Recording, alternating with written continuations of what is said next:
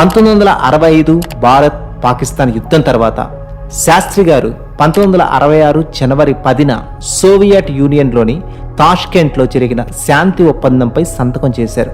ఈ ఒప్పందం యుద్ధాన్ని ముగించడానికి, రెండు దేశాల మధ్య సరిహద్దు సమస్యలను పరిష్కరించడానికి ఈ శాంతి ఒప్పందం జరిగింది. ఒప్పందంపై సంతకం చేసిన కొన్ని గంటల్లోనే అర్ధరాత్రి దాటిన తర్వాత జనవరి 11, 1966 శాస్త్రి గారు తన గదిలో మరణించినట్లు ప్రకటన విడుదలయ్యింది.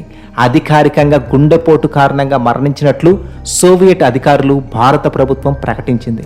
శాస్త్రి గారు ఆరోగ్యవంతమైన వ్యక్తిగా ఆయన మరణానికి ముందు కూడా ఆయన వ్యక్తిగత డాక్టర్స్ నిర్ధారించారు. గతంలో గుండె సంబంధిత సమస్యలు లేవని ఆయన వ్యక్తిగత వైద్యుడు ఆర్ఎన్ జుగ్ తెలిపారు. ఈ నేపథ్యంలో ఆయన మరణం చుట్టూ అనేక అనుమానాలు వచ్చాయి. అయితే ముఖ్యమైన విషయం ఏంటి అంటే శాస్త్రి గారి మృతదేహంపై పోస్ట్ మార్టం ఎక్కడా నిర్వహించలేదు. అసలు పోస్ట్ మార్టం చేయాలనే ఆలోచన ఎవరూ చేయకపోవడం అత్యంత అనుమానానికి దారితీసింది కూడా.